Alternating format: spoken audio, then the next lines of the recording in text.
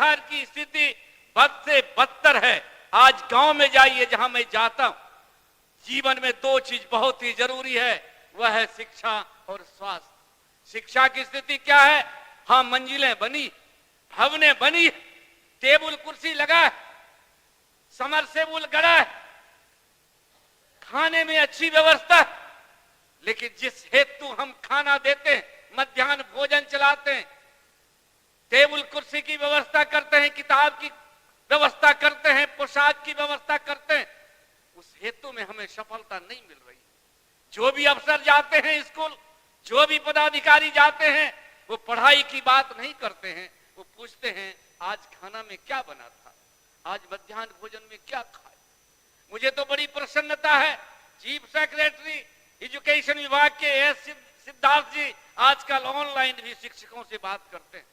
मुझको लगा कि हाँ कुछ फायदे होंगे, लेकिन आप लोगों को पता है, ये चीफ सेक्रेटरी साहब, ये प्रिंसिपल सेक्रेटरी साहब जब बात करते हैं शिक्षक से तो पूछते हैं, पढ़ाई के विषय में नहीं पूछते, किसी बच्चों से हाल चाल नहीं पूछते, वो पूछते हैं शिक्षक से मध्याह्न भोजन में आज क्या बना। वो दिखाता है वीडियोग्राफी करके, वो बताता है कि मध्याह्न भोजन में क्या। हालत ये हो गई है अध्यक्ष महोदय कि अब जो माँ बाप उठते हैं और माँ बाप पूछते हैं कि आज तुम स्कूल गया था, अगर वो बोलता है कि हाँ मम्मी मैं स्कूल गया था, तो उससे ये नहीं पूछता है कि पढ़ाई हुई कि नहीं है, उसको पूछता है कि आज भोजन में क्या बना। यानी वो विद्यालय भोजनालय में परिणत हो गया। क्या जीवन में होगा? आज गांव में जाइए, आपको 83% युवा बेरोजगार है।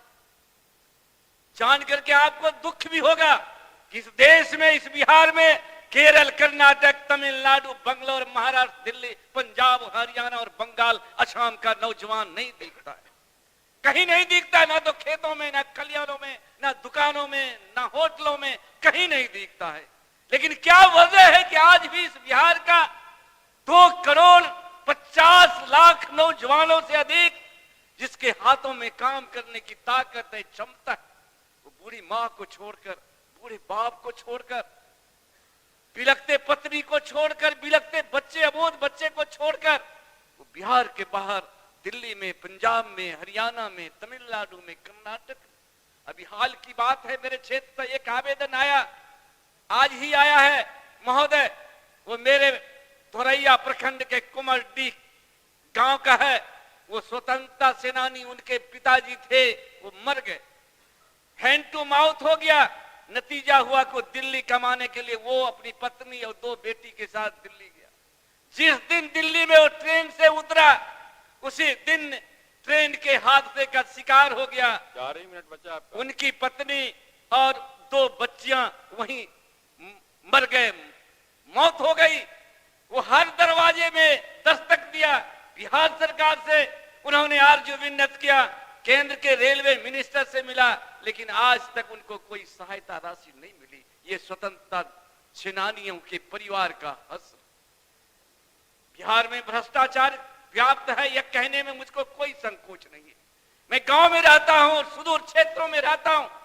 आज सबसे ज्यादा भीड़ अगर कहीं किसी ऑफिस में रहती है तो वो अंचलाधिकारी के ऑफिस में रहती है, सीईओ के ऑफिस में। वहां का नजारा ये है, ये जो आपने सर्वेक्षण, भूमि सर्वेक्षण का मसला उठाया है, वो किसान, वो मजदूर, वो जाता है, वो सही खतियान देता है, सही कवाला देता है, लेकिन उसके बाद भी परिमार्जन के नाम से वो जो ऑपरेटर, डाटा ऑपरेटर बैठता है, वो जो कर्मचारी बैठता है, वो झूठा उसको लिख देता है। कहीं 381 है तो 382 लिख देता है, कहीं 38 खाता नंबर है तो 83 लिख देता है। नतीजा होता है बेचारा वो 4 दिन 5 दिन दौड़ते रहता है, और उसको तब सुकून मिलता है जब बाहर में रहने वाले जो निजी लोग हैं, जो प्राइवेट, जिसको हम ब्रोकर कहते हैं, अगर उनसे वो संबंध स्थापित करता है तो पैसे का लेन देन होता है, और 3,000 से 5,000 रुपया जब उस ऑफिस के दलालों को मिलता है तभी उसका काम होता है। मैं आपसे और आपके माध्यम से सरकार के मंत्रियों से भी आरजू विन्नत करना चाहूंगा कि इसकी जांच कराएं। आप शिविर लगाएं, पंचायतों में शिविर लगाएं, और वहां उसकी जांच कराएं। वो गरीब किसान मजदूर जो मेहनत कश है, जो 300-400 रुपया वो दिन में किसी तरह वो अर्जित करता है, कमाता है, लेकिन वहां 4,000-5,000 रुपया देने को मजबूर हो जाता है। उसी तरह से गरीब लाचार है बिजली के चलते, ये किसान लाचार है बिजली के चलते। आप कहते हैं बिजलियां तो गांव-गांव पहुंच गई, आप तो कहते हैं किसानों को मात्र 70 पैसे में यूनिट में देते बिजली, लेकिन आप किसानों को कभी देखा? वो 4 घंटे बिजली किसानों के लिए मिलता है और वह भी दिन भर में 4 घंटा, कभी 2 घंटा चला, कभी 1 घंटा चला और फिर वो 4 घंटे के बाद बिजली आएगी। नतीजा ये हुआ कि वो फसल उगा नहीं सकता है, वो उसके फसल उग नहीं सकते हैं, अपेक्षित नहीं उग सकते। अभी आपने बजट में हमारे माननीय वित्त मंत्री भाई सम्राट चौधरी ने कहा है कि हम हर प्रखंड में डिग्री कॉलेज का निर्माण करेंगे। धन्यवाद देता हूं आपको कि आप डिग्री कॉलेज जरूर खोलिए, क्या शिक्षा की बहुत जरूरत है। राम मनोहर लोहिया ने कहा था कि अगर गरीबी से निजात पाना चाहते हो, भूखमरी से मुक्ति पाना चाहते हो, तो उसका एक ही इलाज है, एक ही हथियार है, उस हथियार का नाम है शिक्षा। लेकिन मैं कहना चाहता हूं वित्त मंत्री जी को कि वित्त मंत्री जी, करीब करीब ब्लॉकों में एफिलिएटेड कॉलेज है, आप पता लगाइए। हमारे थोरैया में भी 2 कॉलेज है, एक थोरैया में, एक रजौन में, वो एफिलिएटेड कॉलेज। आप बढ़िया बोल रहे हैं, लेकिन 2 ही मिनट आपके पास है, क्योंकि आपकी पार्टी ने जो समय दिया है वो 2 मिनट में समाप्त हो जाने वाला है। बोल रहा हूँ, वही बता रहा हूँ, मैं मांग कर रहा हूँ। मुझको मालूम है कि समय कम है, लेकिन महत्वपूर्ण समय है। मैं वित्त मंत्री को कहना चाहता हूँ कि अगर आप चाहते हैं कि वहाँ डिग्री कॉलेज बने, तो उसके सभी मकान अच्छे बने हुए हैं, 3 मंजिला मकान बना हुआ है, जमीन भी पर्याप्त है, खेल का भी मैदान है, शिक्षक भी है वहाँ, तो आप निश्चित तौर पर आपको कम खर्चे में वो डिग्री कॉलेज बन जा सकता है। इसलिए मेरी प्रार्थना है, मेरी विनती है, अनुरोध है कि अगर आप डिग्री खोलना चाहते हैं तो आप पता लगाएं किस प्रखंडों में एफिलिएटेड कॉलेज लंबे दिनों से चल रहा है। अगर वो संसाधन से पूरी तरह पूर्ण है तो क्यों नहीं उसको अधिग्रहण करके आप डिग्री कॉलेज की शुरुआत कर सकते हैं। महोदय, मैं बताना चाहता हूं स्वास्थ्य विभाग की बात। स्वास्थ्य विभाग में भी स्वास्थ्य मंत्री जी बहुत ताल ठोक करके बोलते हैं कि अब तो कोई कमी नहीं। मैं रहता हूं धोरिया, वहां डॉक्टरों का अभाव है। आप कहते हैं एक्सरे है, मैं मानता हूं एक्सरे है, पैथोलॉजी है, MRI की मशीन है, लेकिन उसको चलाने वाला कोई विशेषज्ञ नहीं। छोटी छोटी भी बीमारी होती है, वो सीधे सीधे ठेस लगने पर भी वो सीधे सीधे कह देता है जाओ भागलपुर में इलाज कराओ, वहां कोई ऑपरेटर नहीं है, कौन ऑपरेटर की बहाली करेगा।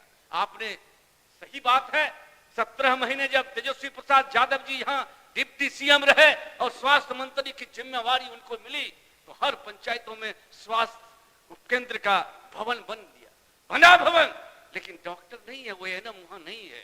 मैंने कई जगह देखा है, मन्नीहाट में, हसाई में, श्री पाथर में। इसलिए मैं अनुरोध करना चाहता हूं कि अगर आप स्वास्थ्य विभाग सही तरीके से इस बजट का उपयोग करना चाहते हैं तो इन तमाम बातों पर दीजिए। महोदय, आज भी इस राज्य में 68% ऐसी महिलाएं हैं जो गर्भवती के समय में खून की कमी की वजह से उनके बच्चे जितने वजन का पैदा होना चाहिए वो नहीं हो रहा है। आज भी 78% बच्चे कुपोषण के शिकार हैं। माफ करिए, शिकार हैं। मैं अधिक आपका समय नहीं लेना चाहता हूं। शिक्षा के विषय में भी यही कहना चाहता हूं कि जो प्राथमिक विद्यालय है, जो मिडिल स्कूल है, जिनको आपने भवन दिया है, वो कीड़ा स्थल उसमें का चयन करिए, वहां खेल की महत्ता को बढ़ाइए, 4 दीवारी का निर्माण कराइए। समरसेबुल है, आपने दिया है, टेबल कुर्सी दिया है, आप जरा जांच करके देख लीजिए, जो बाजारों में 500 में मिलता है वो 5000 का बिल बना हुआ है। समाप्त करिए। श्री राणा बस एक मिनट सर, मैं एक छोटा सा मैं क्या कहना चाहता हूँ। पार्टी ने 18 मिनट आपको दिया। एक सुनाना चाहता हूँ, आप तो सुनते हैं।